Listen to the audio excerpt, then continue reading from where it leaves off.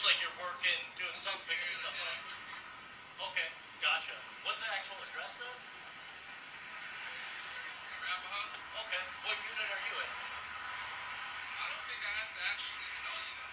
Well, I'm just checking to make sure that you have a right to be here, that's all. I just told you I lived here. Okay. I told you that I'm working as well. Okay. Should that be enough for you? Well, I gotta verify it just so I know that you do in fact live here. Just making sure you belong here, and if you do, then great, and I'll be on my way. Okay. Do you have anything with your address on it? No, look, man. Here, why don't you follow Just me relax. and I'll just fucking leave the building, dude. Just shut up, man. Dude, this is ridiculous. I just need to verify who you are, that you belong here, that you have a right to be here. Okay? Can you have a seat, please? No. Mr. Atkinson? No. No, I'm not. 290 Cook Farm. Can you please have a seat? No. Put that down. Stop. Mr. Atkinson, right now you're obstructing a police officer, which is a jailable offense. I'm asking you one more time to sit down. I'm not doing anything wrong. And you're not going to arrest me. You're not going to do anything. Because I live here. And I didn't do anything wrong. Last chance, sir. What? Have a seat. What? Sit down. Right now I'm detaining you and investigating you for a trespass. I fucking live here, dumbass. Sit down. You're going to tase me outside of my residence? I hope that's Drop that. Put that I down. hope the camera's on, sir. Put that down. No, I'm working. You need to listen to what I'm telling you to do right now. I'm not doing anything. I'm not doing anything. 290, we're on the east side of 2333 Folsom. Subject's failing to comply. That got me killed today, apparently. Why don't you guys go do some real work? Guns drawn. A dangerous object in your hand and you're failing to put it down. I'm picking up trash. Put it down. You're being detained. I feel threatened because you're not putting that down. Yes, it is. I'm picking up trash. Put it down. If you use that weapon against me, then yes, that is a consideration. All you have to do is comply right now. I don't have a weapon. That's a weapon. This is a bucket. No, that's a weapon. This is a clamor for picking up garbage, sir. Put it down. I'm telling you, I'm threatened by it. You're not threatened. I'm threatened. You have a fucking gun that kills people. How am I supposed to kill someone? Sit down, sir. Whoa.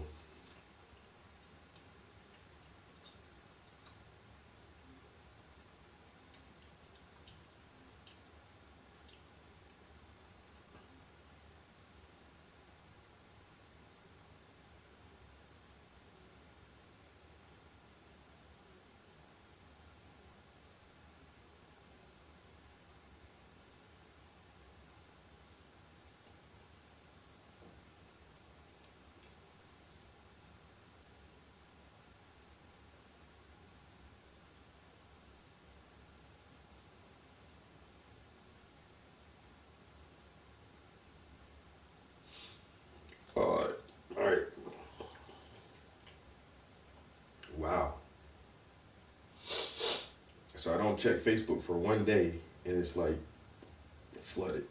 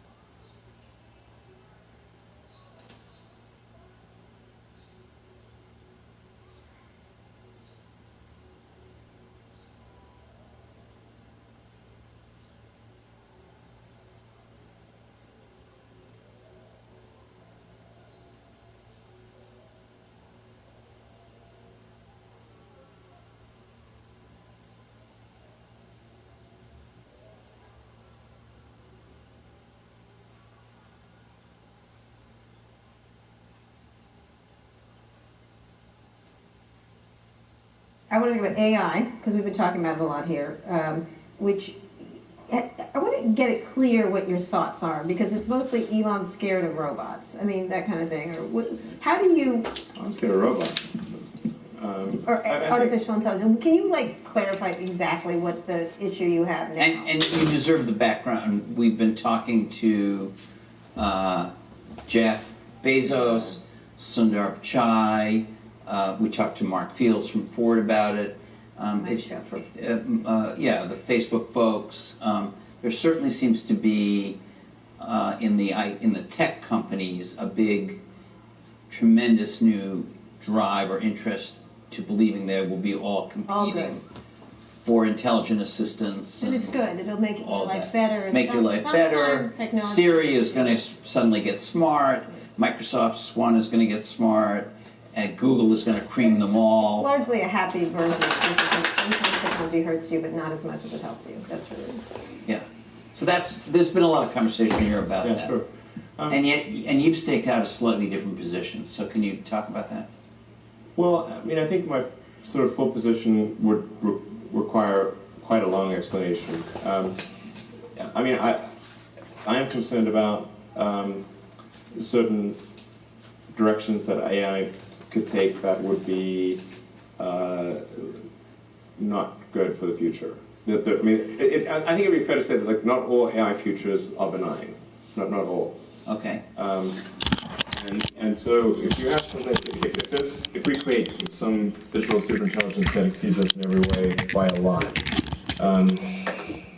it's very important that that be benign.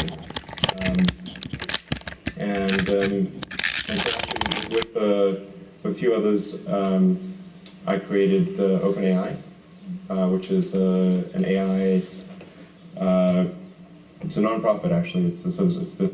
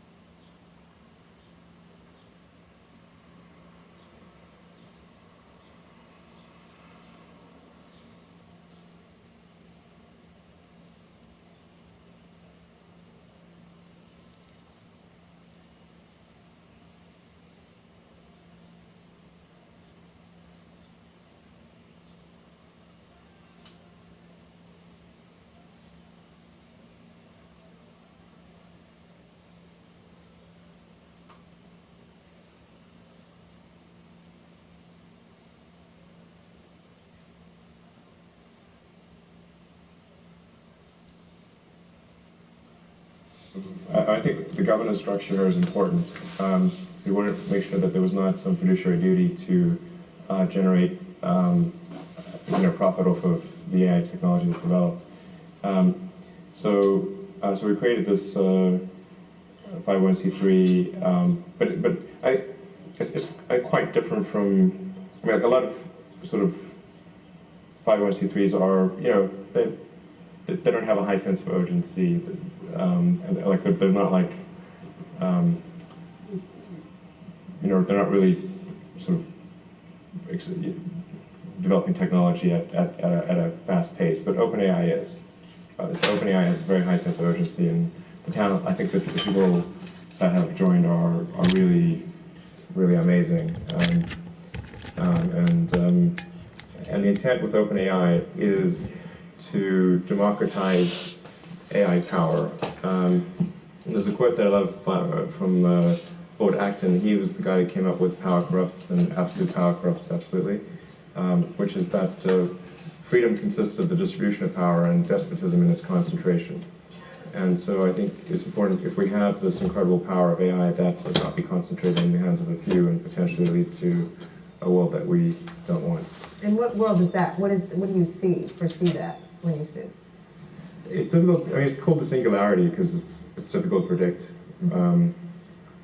exactly what future that might be.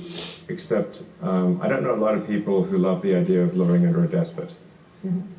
I don't think people generally choose to live in a democracy over a dictatorship. And the despot would be the computer? Or the people controlling the computer. And do you worry specifically about any of these companies I mentioned, who've all seemed to now kind of be pivoting toward this as the battleground in the next 10 years? I won't name a name, but there is only one. There's only one you're worried about. And they're not preoccupied with making a car that will compete with you, I assume. There's only one. And what? Tell this is an interesting. It's not about competing. This is sort of like what would be the point of competing for, mutual destruction? It's like it's not about competing. It's really just about trying to increase the probability that the future will be good. That's all. So the goal of OpenAI is really just to take the set of actions that are most likely to improve the positive futures. Like, you can think of the future as a set of probability streams that branch out and then converge, collapse down to a particular event, and then branch out again. And there's a certain set of probabilities associated with the future being positive, and different flavors of that. And at OpenAI, we want to try to do whatever we can to guide to increase the probability of the good futures happening. I think that's really.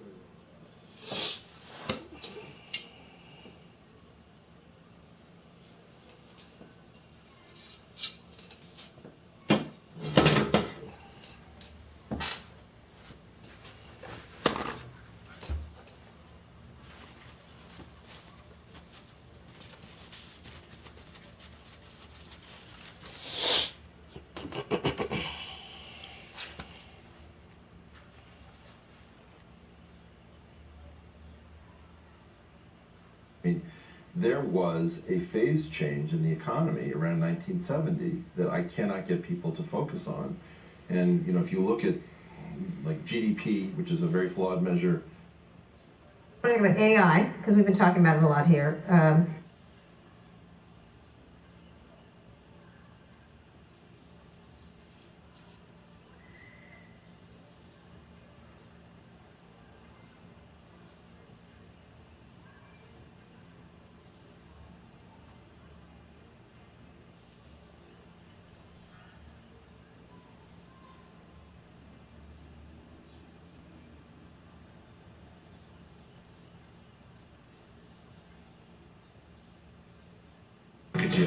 You notice the details. So after weeks of seeing this and unloading these and restart.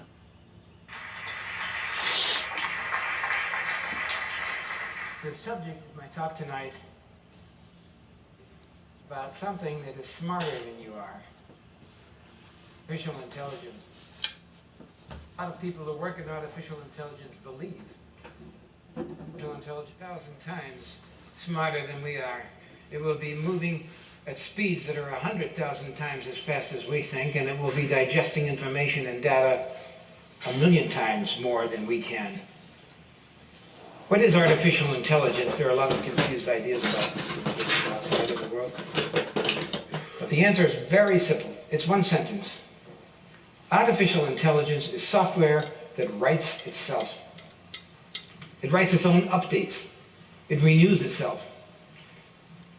We normally tend to think of software as stuff that we created and that we wrote, and the machines do what we tell them to do, and we own it.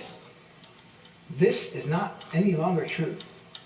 It writes itself at speeds that we can hardly comprehend, and people who write it know that you can't take it apart again and figure out what it's done. It writes independently. autonomously. It develops its own way of thinking. And there are dangers associated with that. So a lot of people ask, when is it going to happen? When is artificial intelligence going to be smarter than us people? Some people say 50 years. Some say 30 years. Some say 5 years. I say it already has surpassed us in many areas of our society. Let's take, for example, some examples from right here and now, and I apparently have to point this goes. Okay. The examples that we're going to talk about are not science fiction. They're not visions. They aren't things that are going to happen at some point. They're things that exist today, for example, in the stock markets, whether Frankfurt or Tokyo or New York or London. The people you see down there working on your TV show when you're watching it, they're more or less extras in a movie. They aren't doing the big moving. The big moving is being done by high-frequency computers. They move so fast they make, in milliseconds, billion-dollar business. Computers have far succeeded what we can do. In fact, I did a film once about a company that moved 5 blocks closer to the Frankfurt stock market because at the speed of light on glass cable, they saved so much time getting closer to the computers at the Frankfurter Stock Exchange. That will give you an idea of how fast they think and how helpless we as human beings are. You may remember the old pictures of the stockbrokers with 5 telephones in each hand, running back and forth, writing things on paper. That was way before yesterday. Computers have taken over this very, very important part of our society, a heart of our financial community. And no one understands exactly how these algorithms function. They used to understand them, but they've been improved by artificial intelligence. I don't know how many people flew in today, but if you were sitting in an airplane, you probably had 30 different tariffs and prices in your cabin because the pricing is all done, same is true of hotels, by machines that are collecting global information, making decisions within split seconds what the price of that airplane seat or that hotel room is going to be. And where it's most critical of all, we're talking about life and death, is in medicine. Computers are better than we are as human beings in several areas already today. We're talking about here and now. This is not science fiction. I'm speaking next week at the Universitätsklinikum in Essen. And their radiologists, who are supposed to be some of the best radiologists in Germany, they say that a computer can recognize a tumor on an MT or on a CT, MRT or CT, faster and better and more precisely than a human being can. It's picture analysis, and it's done very well by computers, especially in medicine where it saves lives. Now, the robots are getting better and better. They're looking cute. They have these big baby eyes, the sweet way of looking at you. They can examine your facial expression and adjust theirs. But don't be fooled by robots. Even when they get warm skin and even when they get perfume, they start smelling like us and getting really interesting, they are still machines. They have no warm blood in them. There's no sex in them. They have no mortality. They're cold code lines. And they shouldn't be misunderstood. Now, I want you to understand what the power of artificial intelligence is. And I have 2 examples. One is surveillance cameras. Everybody knows, that we're being watched by cameras everywhere. And most people think surveillance is a camera there, and it's me down here, and it's watching me. One person, one camera. Well, that's because we're stupid. That's the way we comprehend the surveillance. One camera, one person. We can't comprehend it when it goes beyond that.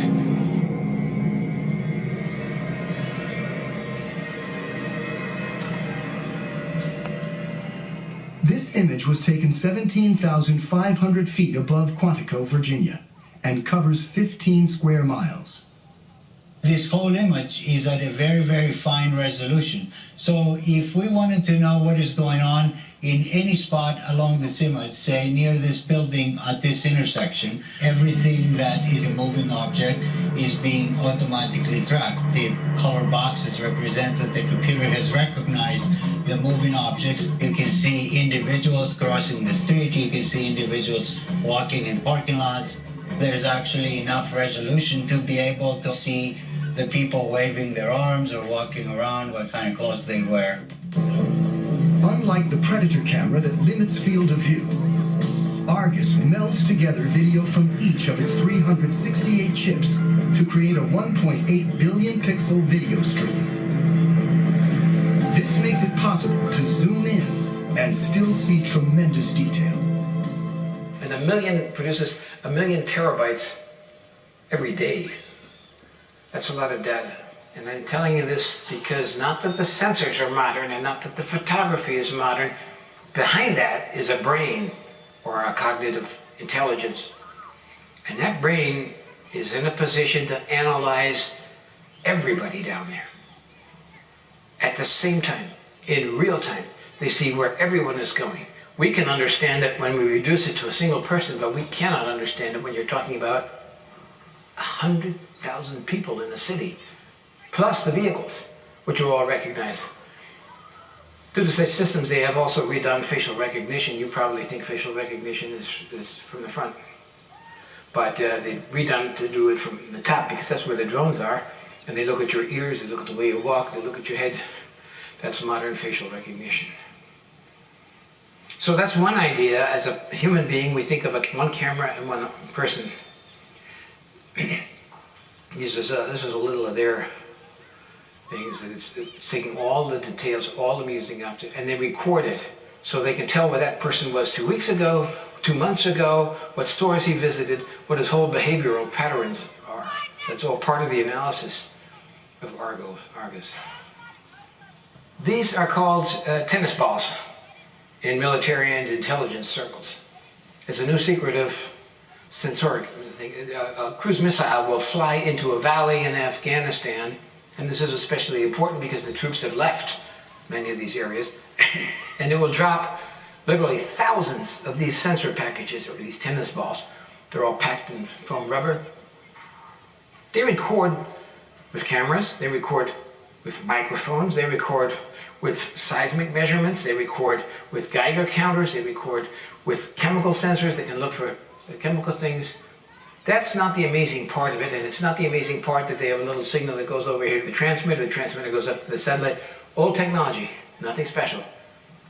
But the special part of it is, behind that system, there's a fusion software that can combine the audio and the visual and the seismic and the chemical, all of these signals, and make sense of them and analyze on the ground what kind of troop movements they are, what are the kinds of vehicles they're using, what are they transporting, is there radioactivity in that. It takes all of these different pieces of information and turns it through fusion software into an understandable picture, which goes way beyond our vision. Artificial intelligence only works if you have huge data masses. Artificial intelligence only works if you have big data. But big data only works if you have artificial intelligence to make sense of it, because human beings can no longer sort and sift and order the huge volumes of data that we have collected.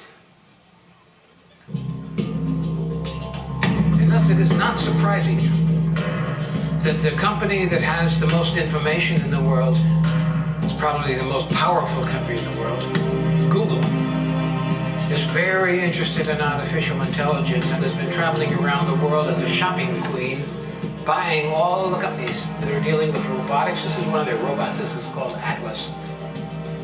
And they're buying artificial intelligence, all the artificial intelligence companies from around the world. Now this is, if you ask Google, it's a peaceful robot, right? He doesn't have a gun. He doesn't throw atomic bombs. You know, he just walks around and stands there. But you may have seen the DARPA, Defense Advanced Research Projects Agency. That is the research arm of the Pentagon. And then you see the video was made by Lockheed Martin, which is one of the most powerful and influential and richest weapons companies in the world. So why is the Pentagon investing this money? Why has Lockheed Martin taken over large aspects of the company? This guy's called Big Dog. He also belongs to Google, also DARPA financed. Peaceful dog, right? Unless he gets caught, on a maneuver in the United States Marines as part of a military unit. So these are not flower children. These are robots that have a function, and robots that have a function and an intelligence, and perhaps an intelligence goes beyond us, are dangerous things. Now that's a Predator drone. It was taken at a secretive United States Air Force base in New Mexico. Predator drones you've seen, right? You've seen them on TV, you've seen them in the newspapers. They're old. They're 20 years old technology. This is, I mean, it looks very scary when the Spiegel and the ARD write modern technology and the guys in the joystick and killing people and Taliban and in Afghanistan far away. But that's what a modern drone looks like. This is not a Predator, this is a Pegasus. It's an X-47B. It's owned by the Navy. It's a jet-powered machine, not like a propeller-driven Predator. It goes 2,000 miles into enemy territory. It carries 2,000 kilos worth of explosives and is run by artificial intelligence. It starts alone, flies its mission alone, comes back alone, and here's the clue, it lands all by itself on an aircraft carrier. Talk to any pilot you've ever met. What's the most difficult landing area you can possibly imagine? They say it's an aircraft carrier. Short runway, things moving, very hard. This thinking drone can do it. But here are the two keys to Pegasus. Pegasus is invisible. Now, I'm not talking about stealth and being invisible to radar. I'm talking about invisible to the human eye. And you won't find this in any newspaper anywhere. It's invisible to the human eye because the bottom has an LED layer on it, and the top has cameras, which have been removed here in the picture, which film the sky, and they project at the bottom a live picture of the clouds up above the aircraft, and you can hardly see it. And they're responsible for a lot of these UFO sightings in Nevada near the testing areas. Jet engine propulsion, a reach of, oops, this is in German, of 2,000 miles, start and landing all by itself. Stealth is optical stealth, you can't see it, and the kill decision, which is required by United States law to be made by human beings. Human beings must be in the loop before someone is killed by a drone, but it's in the machine. And it doesn't need people. It can decide by itself whether or not it kills somebody. And the experts say it's going to make less mistakes and less collateral damage than the human decisions.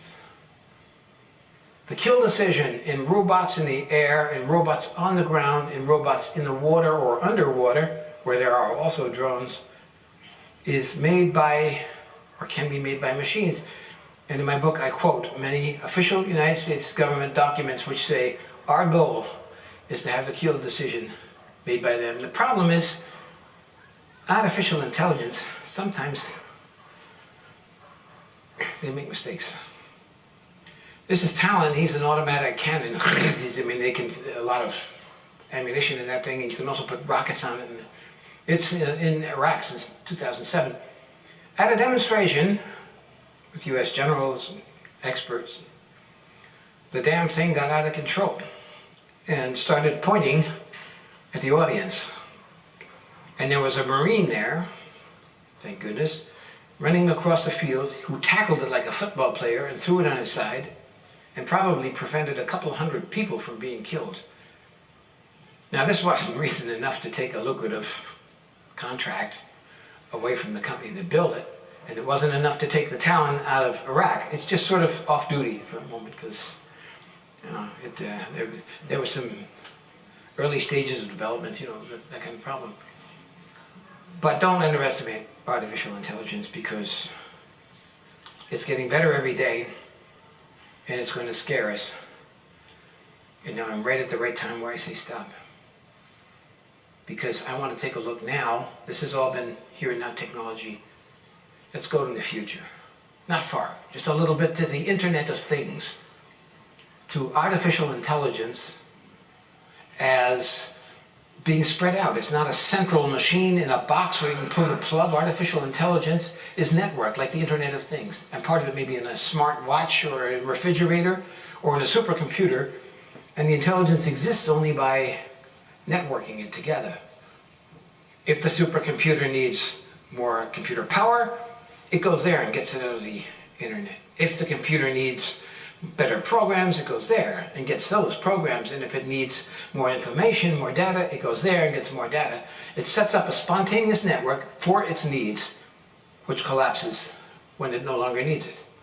It does this without us. And you have to imagine, like, there are these intelligence nodes all over the place. And they're like drops of mercury on a glass table.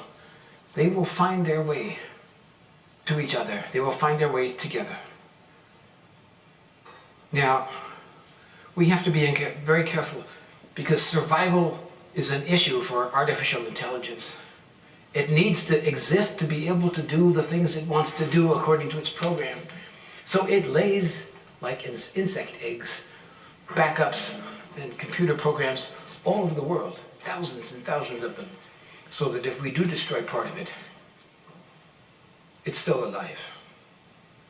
My job to you is the wake-up call, to make you aware of the problem.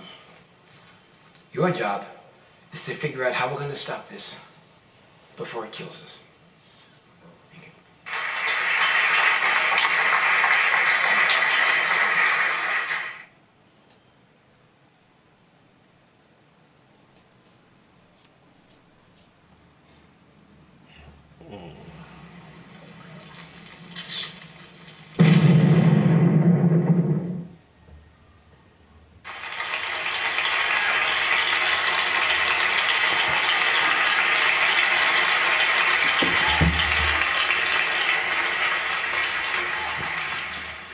The rise of the machines.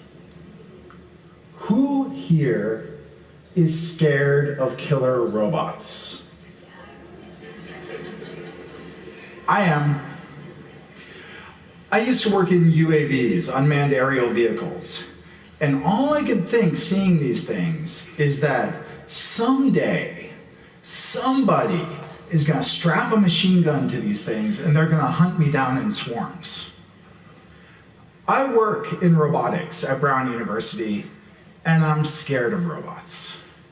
Actually, between different Buddhist and Hindu groups, there have been terrible episodes of homicide, and worse.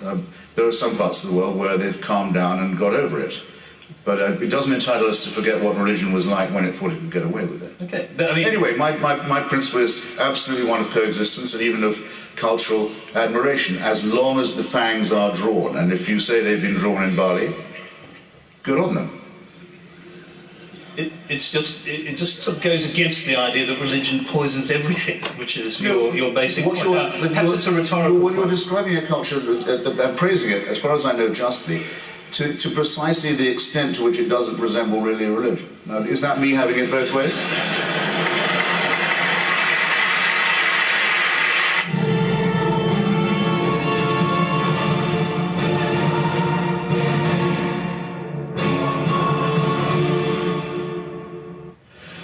That's partly why I favour compulsory religious instruction in schools.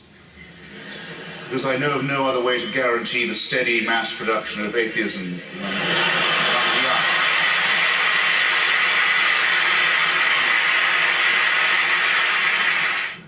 Those who ask confessions from other people should be willing to make one oneself. I am obsessed with sex. Ever since I discovered that my God-given male member was going to give me no peace, I decided to give it no rest in return. Seems fair to me. What do you get if you cross a Jehovah's Witness with a Unitarian? Someone who comes and knocks on your door for no particular reason. Unitarians are religious too. They say that their apparent belief is one God at the most. I had a debate on the BBC recently with Canon Slee, one of the deputies of the Archbishop of Canterbury, in which I said that one of the things I disliked about Christianity when I was quite small was having to think of myself as a member of a flock. In other words, as a sheep or lamb. And also having to reflect that shepherds don't look after sheep just because they like them, though some shepherds like them much too much. But in order that they can first fleece them and then kill them. it's really odd, in fact, that I chose to do this as a devil's advocate interview. But let's leave that aside. Oh no, wait, I'm sorry, I have to now. I was asked by... Oh no, it's an anecdote. Not chapter 10. No, it's an anecdote. I was asked... Oh no, not chapter 10 again. Please, sir, not that. In case you don't know and haven't got the damn book yet, and I'm not sure it's even... It's not in there yet. But, I was asked by the Vatican to testify against the sainthood nomination of Mother Teresa, against initially her beatification, and I said yes, of course. I was very honoured to be asked, and yes, Your Holiness, first time I've ever said that, and the last as well. So I went to testify, and I made a discovery that I thought I'd share with you. Everyone used to think they knew one thing about the Catholic Church, whether they were Catholics or not, that in sainthood arguments they have a devil's advocate, advocatus diaboli. And it was true until very recently. The last Pope scrapped this office. The office doesn't exist any longer. It was partly so he could fast-track sainthood. He made more saints, the last Pope did, than his 10 predecessors combined in double. So the advocatus diaboli office was shut down, no longer is there. So I had to testify just in a seminar room with a Monsignor and a deacon and a priest, and a tape recorder, and a Bible. And I realized halfway through that I'd just become the first person in history to have represented the devil pro bono. It's nice to have.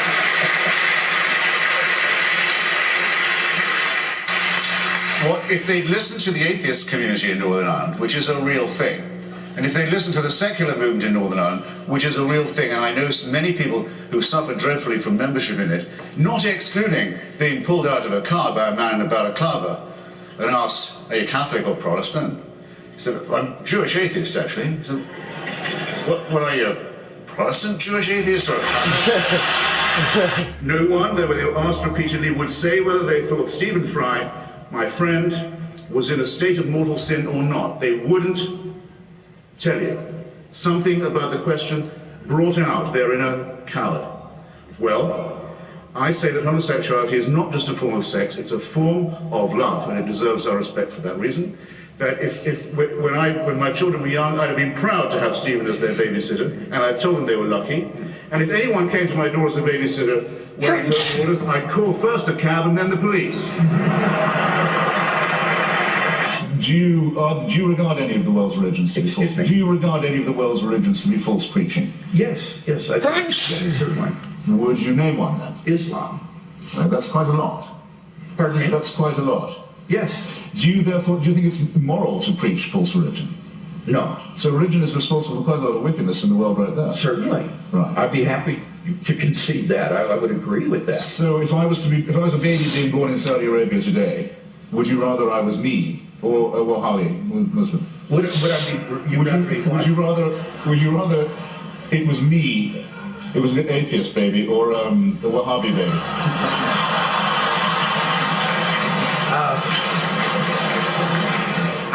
I don't have any preferences for whether you...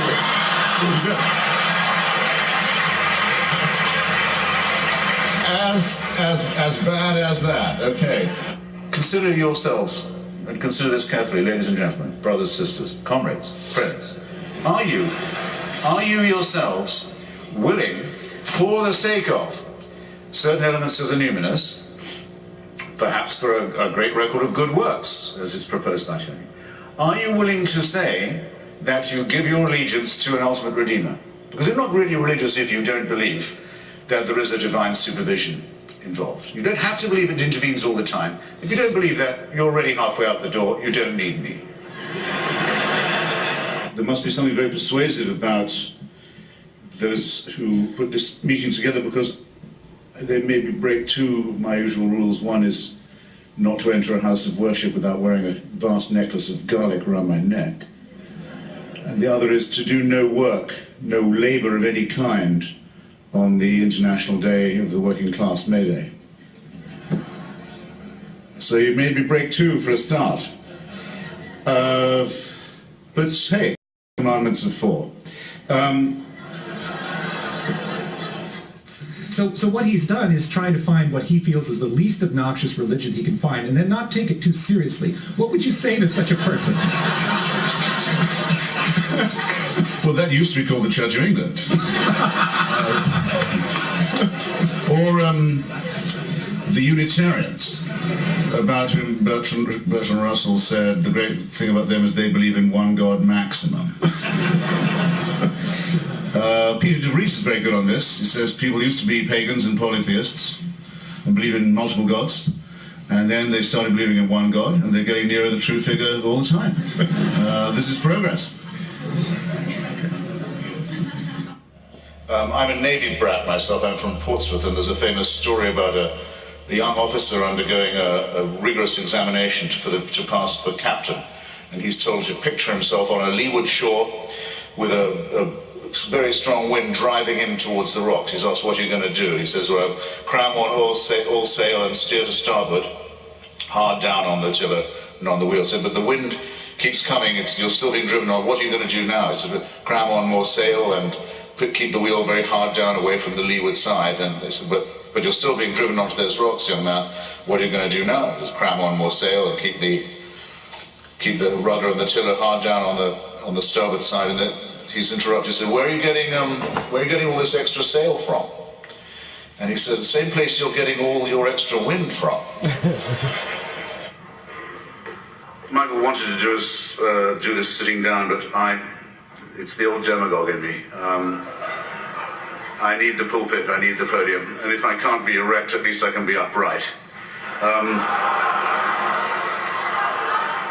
By the way, do you know why the Amish girl was excommunicated? 2 Mennonite.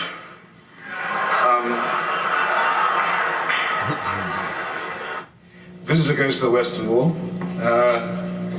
sees a man tearing at his beard, banging his head on the wall, shoving messages into it at the rate of knots, wailing and flailing, watches with fascination. When the guy finally breaks off, says, excuse me, I couldn't help noticing you were being unusually devout in your addresses to the wall, to the divines. Do you mind if I asked you what you were praying for? He said, I was praying that there should be peace, that there should be mutual love and respect between all the peoples in this area. And he said, what do you think? Says the visitor. I said, well, it's like talking to the wall.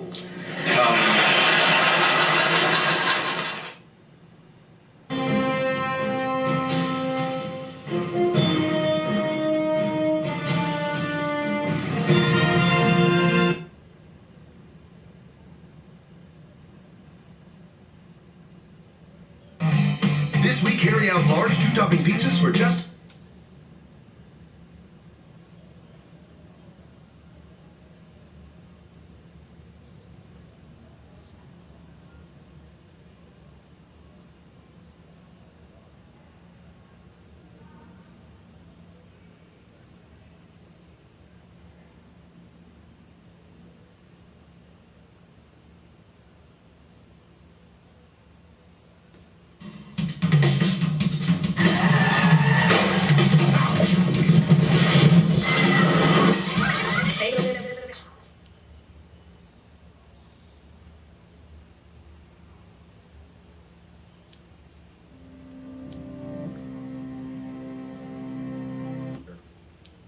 Pretty. There it is. Lives most of its life in the water, filtering seawater through its tubes and getting its food. It isn't always that sedentary, though. In its youthful stage, it's a free-swimming organism, getting out, exploring the world around it, having a good time. But that youthful exuberance can't continue forever. After a while, it finds a rock, settles down, anchors itself, and that's where it's going to be for the rest of its life. But what to do for food until it gets the pretty blue bounce? Well, it eats its brain. Think about it. If you're not going to move anymore, you don't need a brain. Big or small, nature shows us, from a giant redwood to a tiny little mosquito, if you're not going to move, you don't have a brain. If you are going to move, then you have some capacity to think. So that turns out to tell us interesting things about the world of humans and robots and artificial intelligence. In the field of artificial intelligence, there's breakthroughs happening all the time. Indeed, breakthroughs are constantly coming at us faster and faster. The pace of our world is changing, And if you think you can keep up today, well, what about tomorrow? Within artificial intelligence, a couple of years ago, an amazing thing happened in the field of game playing, which is a subpart of artificial intelligence. A program called AlphaGo was written by a group called DeepMind, and AlphaGo was given all of the accumulated knowledge about Go. Go is computationally far more difficult than chess, and with lots and lots of training and playing against experts, finally it was matched up against the world champion, and people thought, no way can an artificial intelligence take on a human. This is one of the things that only we can do. And lo and behold, the artificial intelligence beat the human.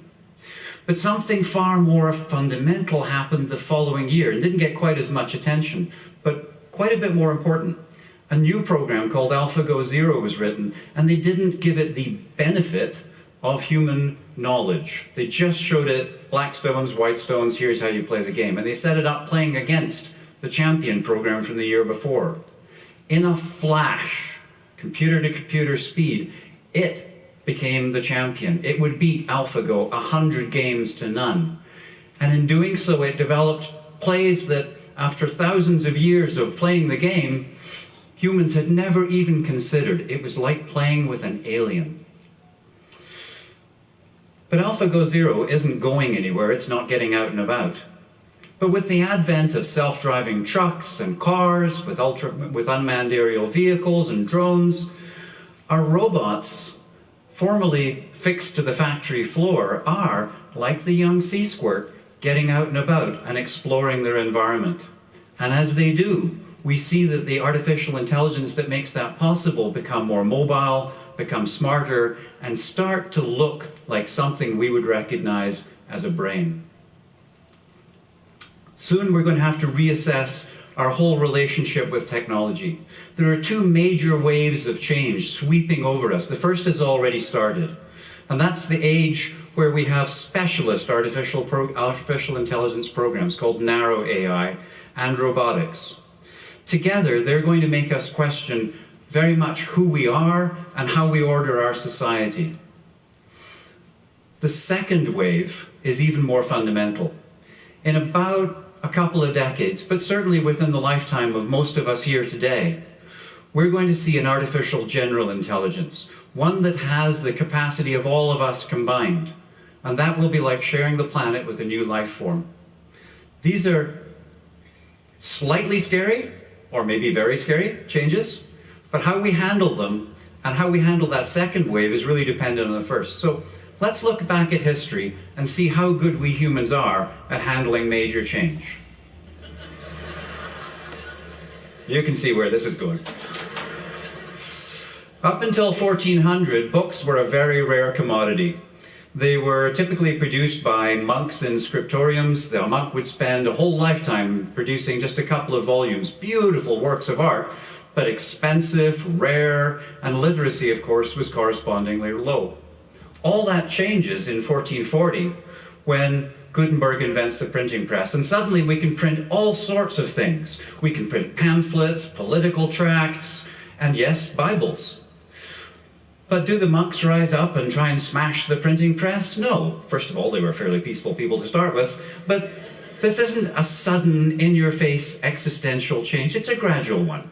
And today we're still seeing people try and control what comes off the printing presses, but the printing presses themselves are being left alone.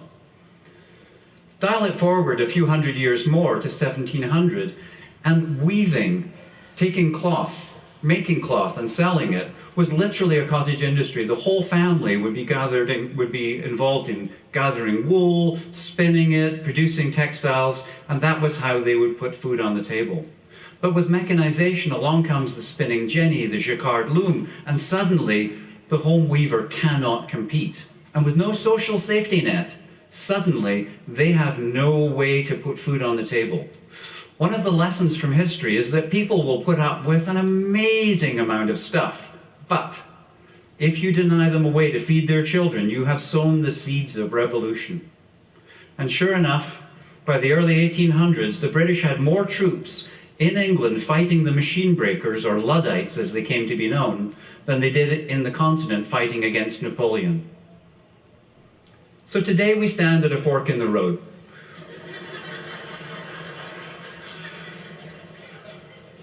New technology brings great promise, but also great disruption. How we handle that is up to us. We get to choose. What we don't get to do is choose not to have the technology. Once it's invented, it stays invented. You cannot put the genie back in the bottle. So in this new world of technology, who wouldn't want self-driving cars? They're safer. They all learn from any mistakes they make rather than us each learning one at a time. Who wouldn't want more efficient deliveries and all the things that come with it? Well, consider the job of truck driver that's about to disappear. One of the most common jobs in North America today that gives you a decent income without a higher education. Consider as well the job of the cab driver. Consider not only those folks, but the diner and the motel along the way that house and feed those drivers. Those are all going away, and they're going away very, very soon. Now, some politicians will tell you that they're going to bring back declining industries, things like coal mining. And, you know, with policy changes, perhaps they will. But if they bring back the industries, they won't bring back the workers. A modern coal mine is going to use robots, not humans. In the oil sands of northern Alberta, you see the giant trucks being now self-driving. And it's more efficient, it reduces the footprint, it's more economically viable, might actually get a pipeline through to BC. There's all sorts of good things that could happen from this. But who wouldn't want this? Well, ask an unemployed truck driver. So at this point, typically, a speaker will tell you that, yes, this is all very disruptive, but just like the textile workers who eventually became factory workers, or the graphic designers who moved into being web designers, new jobs will come along, and all those old jobs that you didn't really want will go away to the machines. But this time is different, because the machines are catching up to human-level capabilities. Do you really think that your job, whatever it is, can't be done by a super efficient computer or a tireless robot or a combination of the two? And if your job can't be done, then why the new jobs can't be done by those as well? So we're facing the situation where we do have to compete with the machines for a while. But is this going to happen quickly, or do we have time to think about it and get used to the idea? Well, I've already mentioned the pace of change. If we look back in history again, in the 4 years of the First World War between 1914 and 1918, an entire empire came about, an entire social order, class system fell apart. The world changed radically in just a few years, at a time in history when we think of the pace of change as having been glacial. What about now? This was brought home to me a few years ago when I attended a geophysical conference and looked at a number of presenters talking about newly discovered planets. All the presenters were introduced as exobiologists. And I thought, what the heck's an exobiologist? It's the scientist who studies the possibilities of life around a newly discovered planet. But those exobiologists had remade themselves into exobiologists in just a couple of years from the mission launch. Less time than it takes to get an undergraduate degree in biology. So if things are changing that fast, how do we keep up? If it's faster than we can get an education, faster than we can pass a regulation or legislation, what do we do? Well, let's take a look at the legal system and see if perhaps it might be made a little more nimble. And surprisingly, that takes us to the curious case of glue sniffing in Glasgow. In the early 1980s in the UK, there was an epidemic of glue sniffing all through the UK. And this was a real problem because, well, obviously it's terribly harmful, but there was no law against it. The glue was not illegal, the plastic bags the children were using was not illegal, and then, believe it or not, some enterprising corner store merchants came up with the idea that some poor children couldn't participate because they couldn't afford a whole bottle of glue. So they started measuring little bits of glue into plastic bags and making glue sniffing kits and selling them to children. The moral compass? Don't know. Anyway, the police said stop it. They said no, we can't because it's not illegal. The system in most of Canada, in England, is common law. So there's statutes, things that Parliament has said are illegal, and things that are known to be illegal based on precedents. So to fix this in England, or most of Canada, you'd have to pass new laws. That means committees and sending things up and sending things back and sending them off to the Queen to get it signed and so on. And eventually, while all children are being harmed, you get a law. In Scotland, however, their system is based not just on common law, but also civil law. And in civil law, it's not the precedent that matters, it's the principle. And in Scottish law, it's illegal to harm children. So they promptly arrested these chaps and stick them in jail for 3 years. And the High Court Justice said at appeal, it would be a poor thing if the law could not handle offences arising in modern times. So perhaps there's hope for the legal system to become a bit more flexible. In Canada, by the way, Quebec's system is also incorporating that French civil law. So let's go to another wise Scotsman, because I'm fond of wise Scotsmen. Adam Smith in 1776 writes The Wealth of Nations and lays down the fundamentals of capitalism.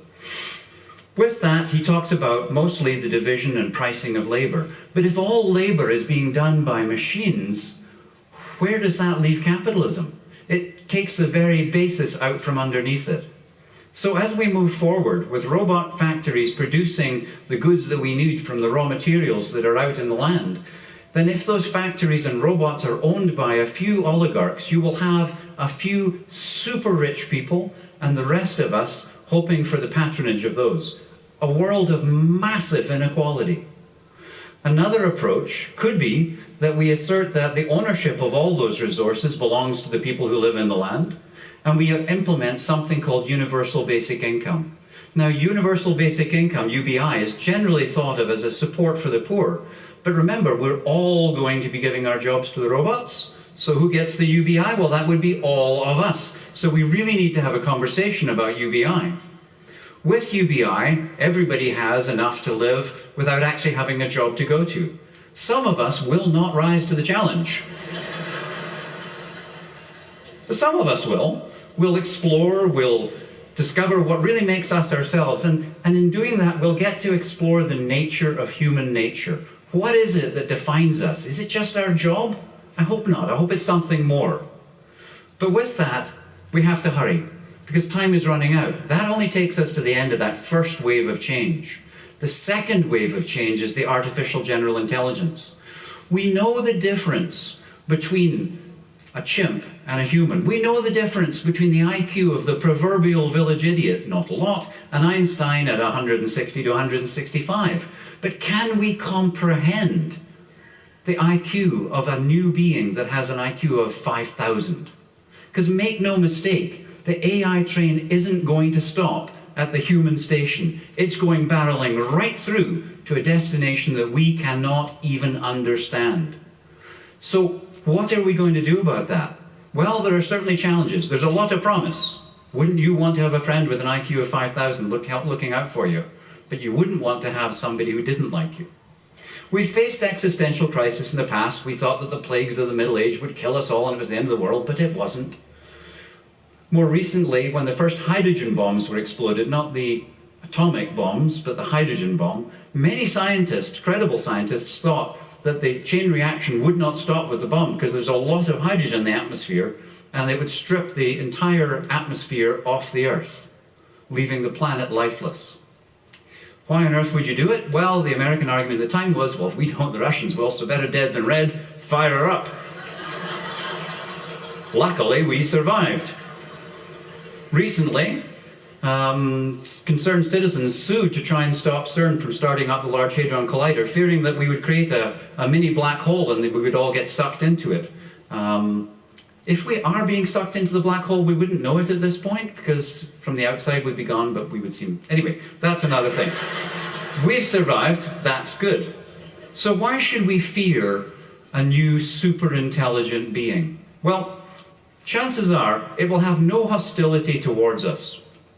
But this new artificial general intelligence may come out of a controlled research lab, but it may suddenly, in the software equivalent of a nuclear chain reaction, come out of a project to find the gazillionth digit of pi, or perhaps from a factory that's trying to maximize the production of paper clips. We would simply be in the way. I'm sure that the people who built this fine theatre had nothing against the ants and gophers that lived here before, but they still poured the concrete. So, if this is the case, all we can do, just like a parent raising a child, is try and create the initial conditions that will be most favorable to having this new superintelligence favorable to us. These are going to be wildly turbulent times, so fasten your seatbelt, folks. Good luck, humans. Because as it goes forward, we have to get this first stage right. We have to figure out how to handle the changes to our economy, to our legal system, to our ability to define ourselves by who we work, so that the AGI, the Artificial General Intelligence, rises from a kind society rather than a mean one. And that adjacent possible is absolutely magical and could be the golden age for humanity. So let's really try and get it right. Thank you.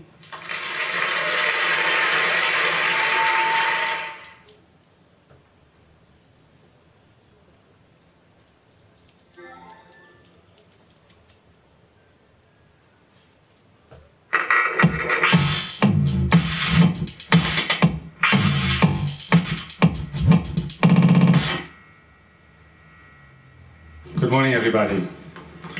Does anybody recognize the picture behind me? What is it?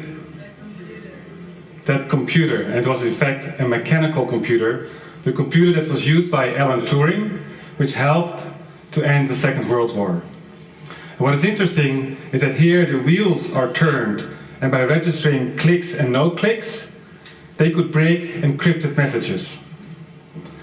So it's a mechanical motion that actually can do some calculations for us. Now we use, of course, electronic computers where electrical signals encode for our bits zeros and ones. But clicks or no clicks, or zeros and ones, actually it's the same principle for encoding information. No difference between the Turing machine and our computers. What is amazing is that, and what happened in the last 50, 60 years, is that this machine now fits around your wrist, and it sells as a smartwatch, the same computing power. Anybody else who has a smartwatch here? I see a few. Aha, so you fell for the same commercial as I did, I guess. But it's smaller, and it's, you see that the revolution in making things smaller is very visible. But what is maybe even more amazing is that the underlying principles of the Turing machine, the clicks and no clicks, and in my smartwatch, it's still the same. That has not changed. Clicks or no clicks, zeros or ones. Now, some time ago, a very interesting new idea started to become popular. Quantum computing. And there's not really a single inventor. And in fact, it is not really an invention. It's rather a change of perspective. And the idea is that nature also calculates. For instance, when light hits a green leaf, it induces all kinds of chemistry, which at the end of the chemistry reaction, it produces oxygen, among other things. And the process in between the input light and the output oxygen can be viewed as a calculation. Now, why this is an interesting change of perspective is because nature actually calculates a lot faster and a lot smarter than our computers do. The key ingredient that nature uses is, in fact, quantum mechanics. And the beautiful thing of quantum mechanics is that you don't have to be a 0 or a 1. You can be 0 and 1 at the same time. And this option of being 0 and 1 at the same time is used in nature. 0 and 1 at the same time, that may sound acceptable, but clicks and no clicks at the same time, that is absurd. Nevertheless, people like me, we've started to use these principles of quantum mechanics to build a new, very powerful computer. It's called a quantum computer. And how the quantum computer works, and why it's actually good, that's going to be my story today. Let me first tell you a little bit about myself. I grew up in a small town in the Netherlands on a farm, and I was actually doing okay in high school, and I was allowed to go to university. But the only people in my town that I knew who had a university degree was our town veterinarian and our priest. Now, becoming a priest was not an option for me, so I was going to become a vet. However, and unfortunately, my university had no entrance exam, but instead a lottery, which I lost. So I ended up at my second choice, which was physics. But my roots remain. As a farmer's son, I keep this pragmatic approach. And nowadays, as a professor, if I hear some of my colleagues make very profound theoretical predictions, I think, wow, that sounds profound. Can we actually do something useful with it? And that is also my attitude towards quantum mechanics. And quantum mechanics is certainly among the most profound scientific ideas that we have around. People like Bohr and Einstein discovered the deeper principles of quantum mechanics about 100 years ago. And those principles of quantum mechanics are absurd for us humans, but not for small particles like electrons. So what a small particle like an electron can do is, for instance, not be confined to one single point in space. No, it can actually occupy different points in space at the same time.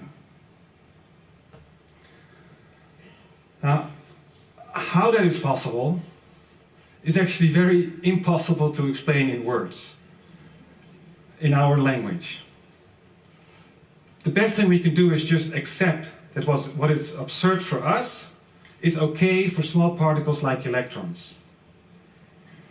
And so think about this for a moment, because it's actually very essential for my story, that a single particle, a single object, can actually be at different locations at the same time. Now, we call this superposition. Superposition. And when you accept superposition, then you can actually also understand things like chemistry. And for instance, a very simple example, the oxygen molecule. And we draw it like two oxygen atoms that are held together by these horizontal lines in the oxygen molecule. Now, what do these horizontal lines actually stand for? Well, they share an electron. But this electron does not sit still in the middle between these two atoms. No, it actually divides itself up, goes into a superposition, and occupies the space around each of these two oxygen atoms. And since these two parts of the same single electron doesn't want to be too separated, it actually keeps the oxygen atoms together. And so it's actually superposition that binds atoms in molecules. And since actually our body consists out of molecules, so without superposition, our body would fall apart. And without superposition, all our molecules would fall apart in loose atoms. So superposition is a good thing. You should like it on Facebook.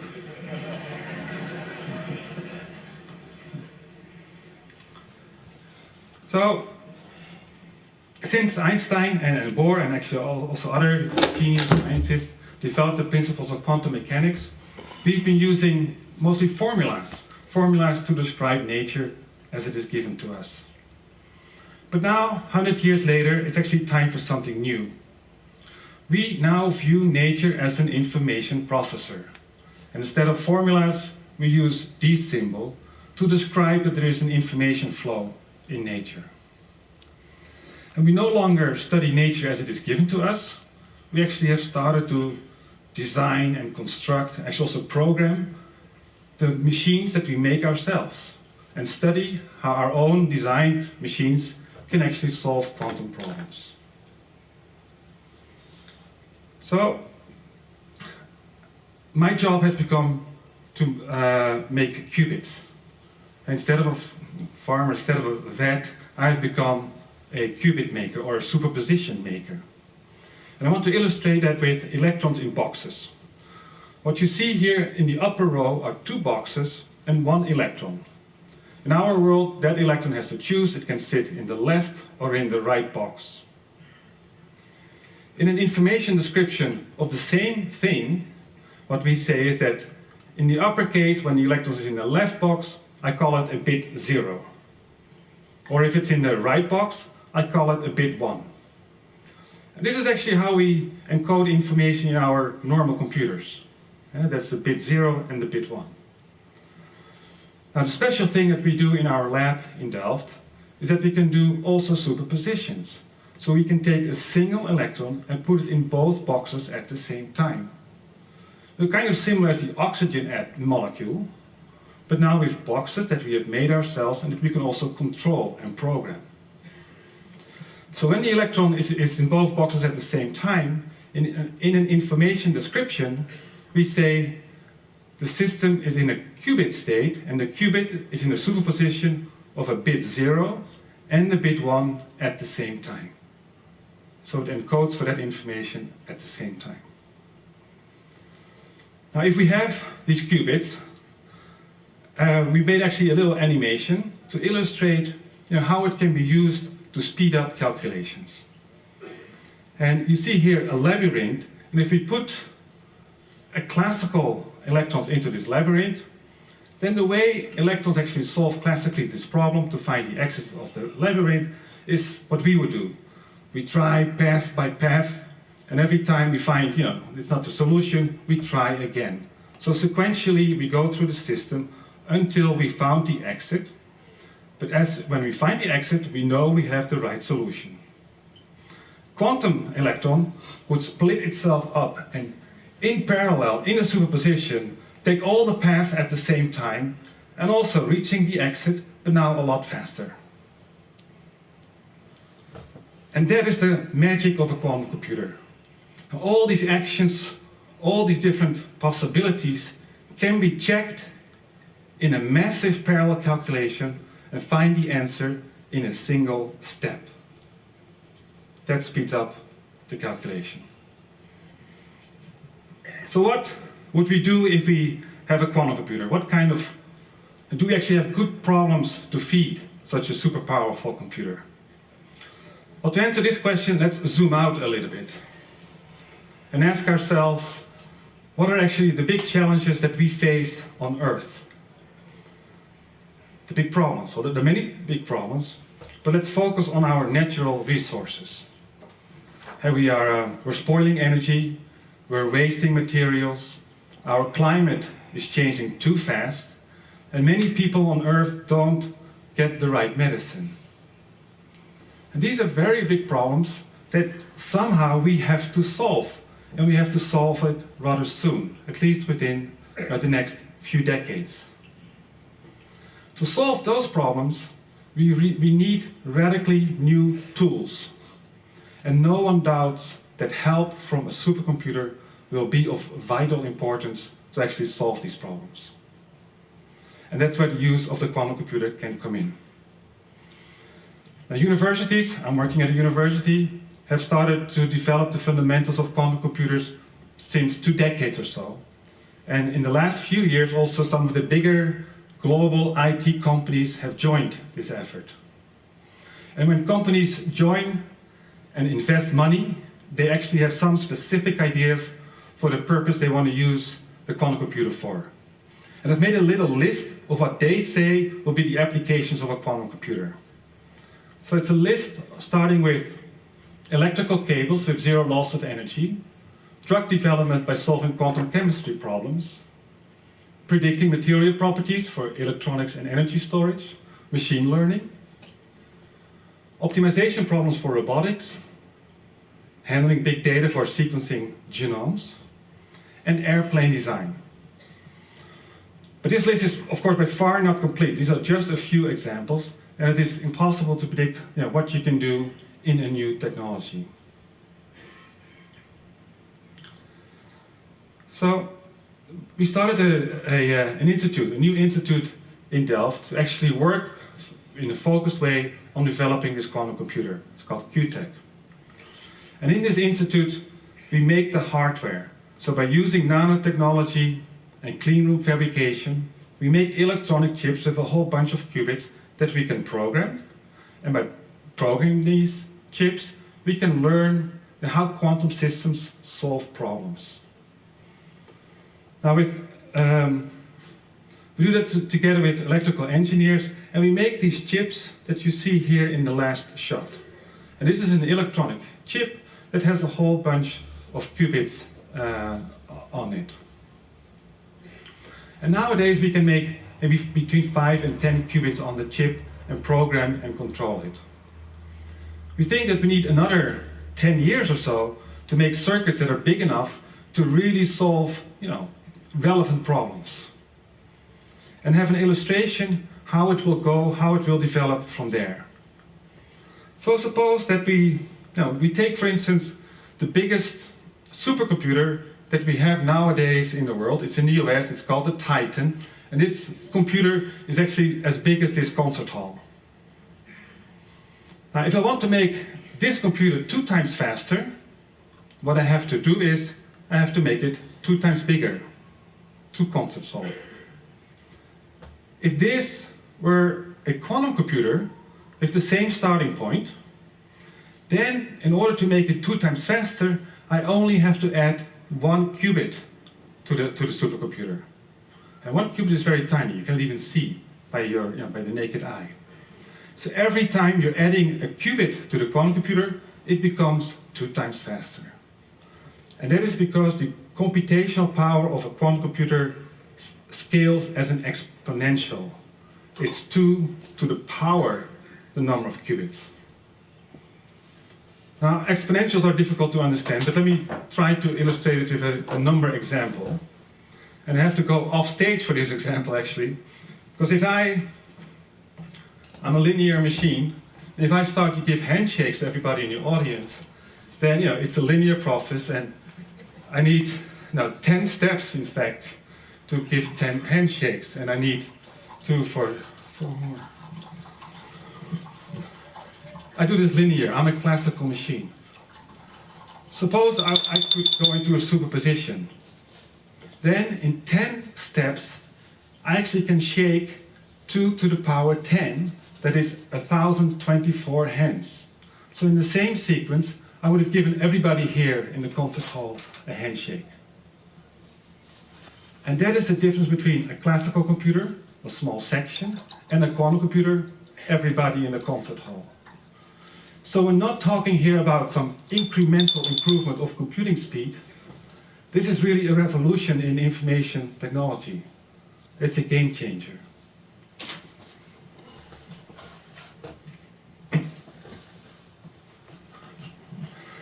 Now, funny enough, and lucky enough,